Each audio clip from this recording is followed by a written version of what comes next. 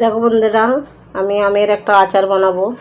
আমাদের গাছের আম দেখেছো বন্ধুরা, এক ঝুড়ি আম পেরেছি গাছ থেকে বন্ধুরা।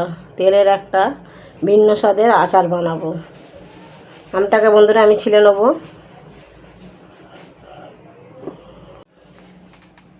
দেখো বন্ধুরা, আমটাকে ছিলে আমি একটা গ্রেটের সাহায্যে এটাকে আমি করে নিয়েছি। দেখো, এটাকে এর মধ্যে আমি এবারে তেলের মধ্যে রেডি করবো।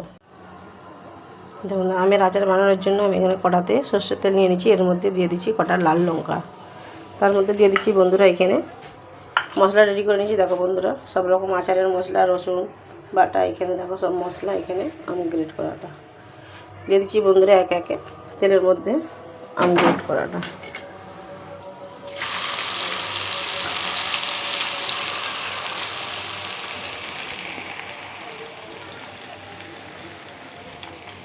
দিয়ে দিচ্ছি মশলা।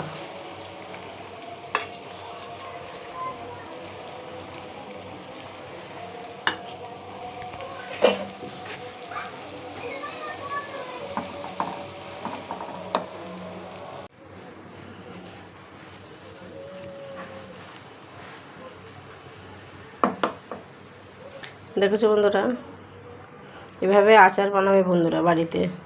রোদ্দুরে দিতে লাগবে না, গ্যাসের চুলায় আমের রসটা মেরেই করে নেবে বন্ধুরা গরম তেলের মধ্যে। সারা বছর সংরক্ষণ করে রাখা যাবে, কোনো খারাপ হবে না। এভাবেই আচারটা আমি বানাই বন্ধুরা। ভালো লাগলে লাইক, শেয়ার, কমেন্ট করবে। আল্লাহ হাফেজ।